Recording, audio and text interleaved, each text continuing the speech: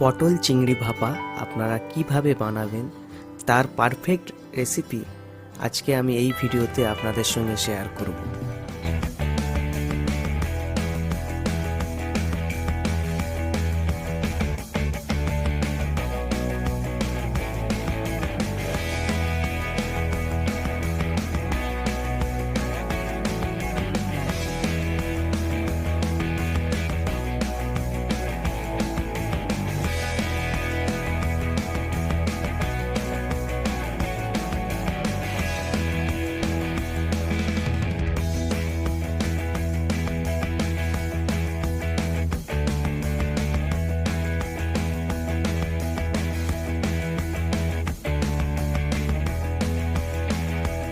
তাহলেই রেডি পটল চিংড়ি ভাপা।